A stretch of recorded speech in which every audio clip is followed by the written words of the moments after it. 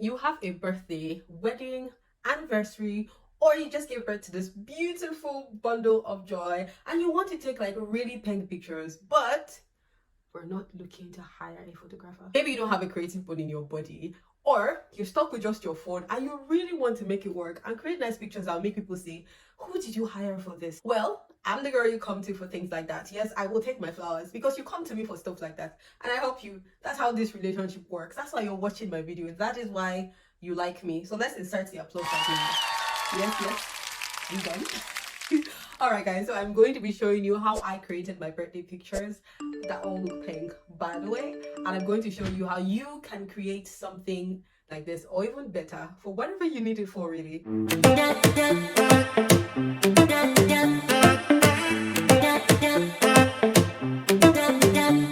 Hey guys, I'm Ore and I'm like your DIY bestie. I'm that DIY girl, you know me. Like honestly, I said it in one of my videos. I was like, on a normal level, I think I'm supposed to have opened a DIY channel like long ago. If not for the time that DIYs tend to consume. And me, I like money. Less time I spend creating, more time I can spend, finding out other ways to make money. So guys, let's go straight to the content of this video. For someone who might be thinking, why would people stress themselves when they can hire a photographer? Well, there's a lot of reasons why people would prefer to take pictures for themselves. It could be due to budget restraints, it could be because you're looking to flex your creative muscles, or it could just be a time thing. Maybe the time frame is too short to hire someone and you're just wondering how to make it work. Irrespective of that, there's always something to work with. So that's why we begin by first gathering inspiration.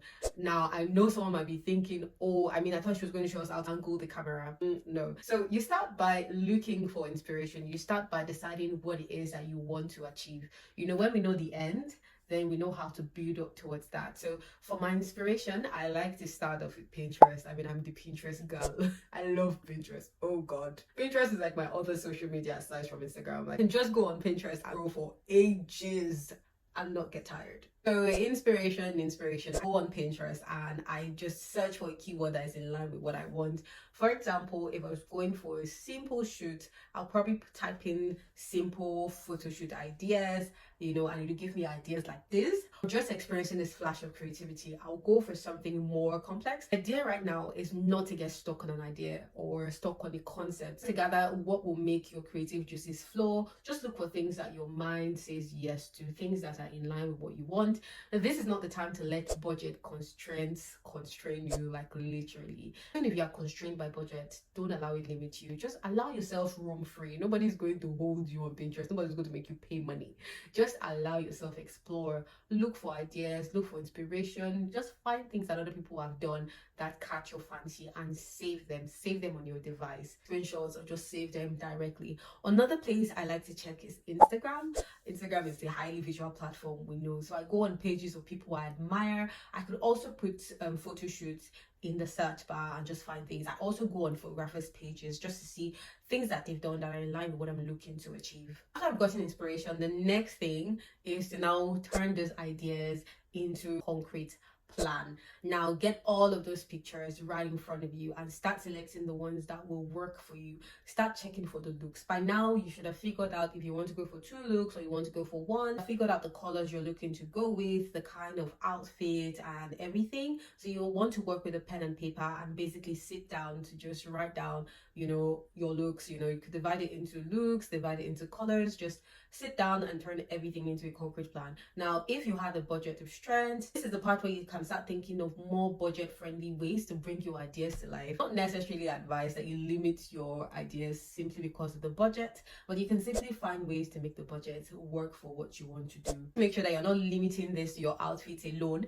Also think about the props, think about the scene, think about the things that would make up your background, the set, that kind of stuff. If you have a plain wall at home, which is one of the most amazing places to start, you want to start thinking of what is going to be your backdrop or whatever you're going to need to use to design. You don't necessarily need to go for the most expensive of all options, and if it's expensive, just give it a bit more thought. Is there a cheaper alternative that would still look as good? Now at this point, I expect that you would have a comprehensive list. Now this list is going to include all your looks, all the outfits involved, all your props, everything you need to buy, what you can get from a friend, all the things you improvise and all of that. The idea of this is that at the end of this particular section of this exercise, you have a full concrete plan, an idea of what you need to buy, what you need to bring out from maybe the store, what you need to call a friend for, and all that kind of good stuff. Now let's talk about the elephant in the room, the guy that can make or break your shoot, the guy that will bring it all together and make it work. We're talking about lighting. Yes, and I know we're DIYing this, but if you've got good sources of light, then kudos to you, you have solved half of the problem. If you don't have light, trust me, you're good. When I took these pen pictures, I did not have light. Yes, I did not have any external source of light. That's what I mean. That's just to let you know that we can really make things work with natural light. The only thing is, when you're working with natural light, you need to be very intentional. When I say intentional, I mean you need to be checking the weather forecast for the day you want to shoot. You also need to be mindful of your shoot time. You don't want to be shooting when the sun is directly in front of your window, kind of, such that it is directly casting a shadow on you. You want to shoot when the sun is high up there, such that it is making the entire place bright without necessarily casting a shadow, if you know what I mean. I found out that the time that worked for me when I did my own shoot, which was sometime in April, was sometime between 11 and 2. We were able to do stuff within that time, and it really worked out. What you need to do when you're shooting with natural light is you need to make sure that you're standing directly in front of the window. The window is directly in front of you.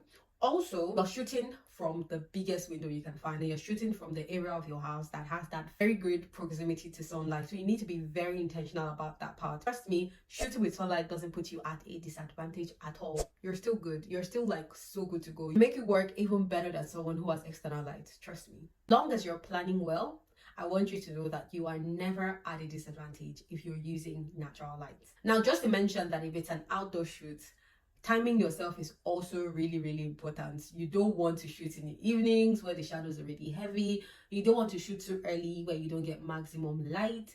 So you also want to watch that timing when you're shooting outdoors, but definitely you can make shooting outdoors work 100%. Now let's talk about the tools. What tools do you need to make a photo shoot work? Now, the very first thing I would recommend is that you answer the question on whether you want to have a friend around or not.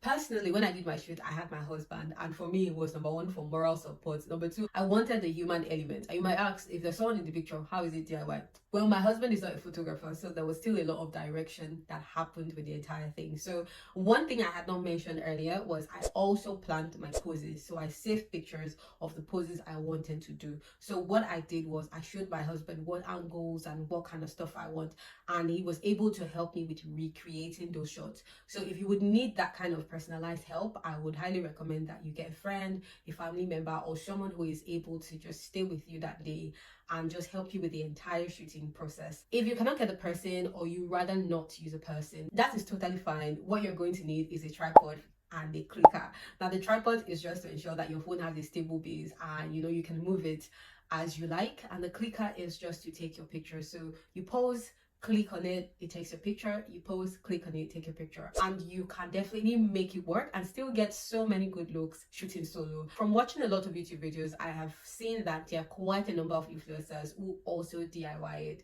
and with the advent of technology right now, we have tripods that can track your movement. So I mean, you can definitely make this work solo. So we've talked about a lot of things that you need, but one thing that would definitely come in handy, especially if you're shooting solo, is going to be a mirror. I mean, it's just so nice to be able to have that thing right in front of you so you can see what you're doing and make all those necessary adjustments before you even press on the clicker or before someone clicks on it. So if you can grab a mirror, please do. It is going to make this process like way easier for you. Now we are almost halfway through our process. We've made like some very serious progress. Now to the next thing, the pre-shoot. Now, what do you do in the pre-shoot? The pre-shoot is what you do a few days before your shoot, just to ensure that everything goes well. Now, during the pre-shoot process, this is the part where you want to test out your scene. You also want to test out your clothes, because we don't want to get to the day of our shoot and realize that our clothes are not just making it work. It is one of the fastest ways to get frustrated. And let me tell you the truth, DIYing your shoot is a lot of work. So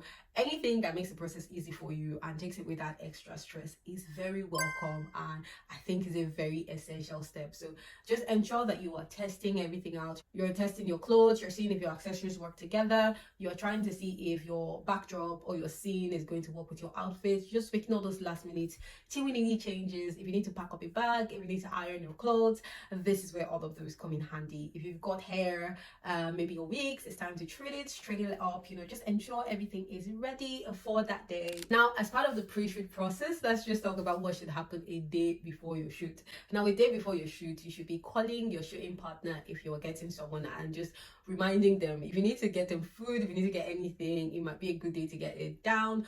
Otherwise, you can just get it on the day. Another thing you want to do is ensure that everything is at an easy to reach place. They are at corners you can easily reach. This is the parts where you want to be proactive. You want to get stuff just in case. You want to think of what could go wrong and just make sure things are available. Another thing you want to make available is food, because shooting can be long-winded. Sometimes I just want to get it over with. I mean, I love the results, but the process can be tiring sometimes. So, and just make sure you are getting together anything that will make your shoot completely stress-free. If it's a birthday shoot, remember to get your real cake or your dummy cake ready. If you're going to be using balloons, you want to consider inflating them now. Now, for my birthday, I inflated the balloons the day before. I don't know if it's the weather here, but man, my balloons were still fine the next day, and those balloons stayed inflated for up to a month, guys. I kid you not. Like, I literally had to like pop some of them because they stayed inflated for a while. I was quite surprised. Now, another big tip I really want to talk about is not planning anything else around shoot day. Guys, this is not the day you want to cram your itinerary. Trust me, shoot day is stressful. If possible, shoot and go and rest. Like, don't plan any major event. I just want to let you know that, because it might surprise you how stressed up you're going to end up being, especially if you're going for like more than one look and you're going to be changing things. So please ensure that you're shooting on like a day where you plan to rest after shooting. Now, it is shoot day. We made it to this point. I mean, if you watched the video to this point, I'm like, oh, you're serious about this photo shoot thing, right? So I'm gonna help you make it work. So this is shoot day. What you want to do is you want to wake up pretty early. If you're a lady, you want to get up early to get that makeup done, or you want to call a makeup artist or someone who can help you look good, look pretty. You just want to ensure that you're getting up early that day to get stuff together, get stuff done. If you're shooting outdoors, you want to be really conscious about the time. Now, the next thing you want to do is when you start shooting, make sure that you are using your inspiration. Now, your inspiration is not just there to stay on your phone or stay on your device or stay wherever. It is meant to be used. So actually bring out your inspiration. It could be your inspiration for the looks, especially the inspiration for your poses, and actually use them. Recreate some of those looks. Use different angles. You can shoot from a high angle, shoot from a low angle, shoot from the side, try the other side, you know, try to diversify each shot. You know, if you got a straight on shot that you really like, try something up close, try going like taking the camera a bit farther. Just play with your shots, but whatever you do, bring out that inspiration. Do not leave it in the gallery. It was taken so it could be used. Another thing you want to do is pay attention to the pictures, pay attention to details. So when you take a shot, I like to take one or two or several shots and then take a look at it, see if there's something I don't like, then try to switch things up, check the lighting, check the camera settings. So it's going to be quite a bit of that back and forth. Whether you're working with someone or you're working solo, there's going to be a bit of that back and forth. You just want to check things and ensure that you're getting exactly what you want. You don't want to get to the end of the shoot and then realize that you have just been shooting rubbish. So try different angles, try different things. Irrespective of what's happening, make sure you're getting as much shots as possible for one look or for one pose idea. So you're getting as many shots and as many angles in as many positions as you can. Also, don't be afraid to step outside of your comfort zone. I know you've used the inspiration, but if something else comes to mind, try it. Like, what's the worst that could happen? Worst case, you delete the picture, you don't use it, you don't show anyone. But this time it is you, it is your rules, who cares? So if you find that something comes to your head, allow yourself, explore that idea, explore that option, stretch it out as much as you can. When I say stretch it out, I mean take different angles of it, take it from different positions, as many as possible. Now, the idea during the shoot is not for you to find the perfect shot. The idea is to take as many good shots as possible. You're not trying to find the perfect shot. Just ensure that you are shooting. If you don't like something, change and shoot. It's just going to be a very long feedback loop here. Now at this point, I'm assuming you have taken as many shots as possible. Well, you go, I'm proud of you. A lot of people nurse the ideas of being able to take their pictures by themselves. Not a lot of people follow through on it, but you did. You deserve your flowers, so take it, because I mean, you put in the work, you deserve your flowers. So once you're done taking your shoot, what do you do next? Go and sleep. If it's shoot day, go and sleep, don't stress yourself.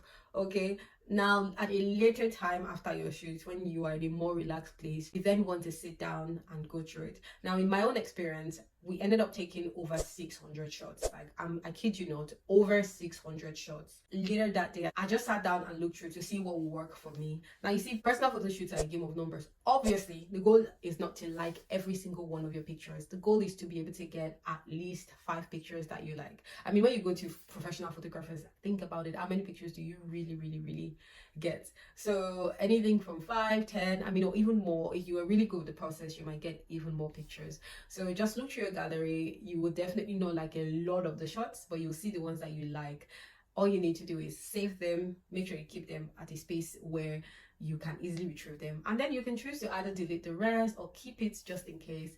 Now there's going to be the part where you think about editing, because as beautiful as those pictures are, editing is where the magic really comes alive. It is what takes those pictures from to like boom, like that kind of stuff, like boom shakalaka, you know, that kind of thing. So that's what editing does to your videos. Now when it comes to editing your videos, you can do 2 things. You can either edit it yourself, or you can hire a professional to edit it for you. Now if you are conversant with the platform Fiverr, you will see quite a lot of people who you can easily pay to edit your photos. They would color correct, they would hide blemishes, all that kind of stuff, and your photos will come out looking like peng. They will come out looking so good. Otherwise, my friend, come here. This is where we have apps on the phone. Now my 2 favorite apps for editing pictures are Snapseed and Adobe Lightroom. You can even take it a step further and purchase presets that would make your pictures just look so good. So on either of this platform, you have the option to brighten up your photos, to color correct, to remove blemishes, to remove things from the background that you don't like. I mean, all these apps offer you so many options of what you need to do to take your photos looking great. I personally used a preset for my pictures, for editing my pictures, and then I used like I just did 1 or 2 minor edits just to ensure that everything was looking great, everything was looking balanced. Now that we have come to the end of our photo shoot process, it is time for you to post that picture. Post it and pepper some people. Some people who would rather not, you know, take their time to look good and post for some pictures. You know, it is time to pepper those kind of people. So yeah, post your pictures and let people know you took it yourself. And it was surprised that people would say that they never knew that you could take such pictures at home by yourself. I know you tell them when they tell you. No, you tell them where you learned it from. You tell them the person that taught you such amazing tips. You tell them to, you know, subscribe to your girl. You know, so share that picture, share it on your special day, share it to your friends, share it to your family, and enjoy it, because you put in the work. So please, when you do use these tips, do not hoard your pictures. Please don't hoard them. Please share them. You know, tag me in the comment section, tag me on your photos and say, or I followed your tip and I had like this really nice shoot, and I'll be there to cheer you on. You know what I mean? Anyway, you have watched till this point. I would absolutely love to see those pictures that you take using this tip. Anyway, if you love this, then you love some other videos on the page, feel free to explore. I have so many other tips and tricks and stuff like this. You can also click on the subscribe button, subscribe to the channel, and I will see you in the next video.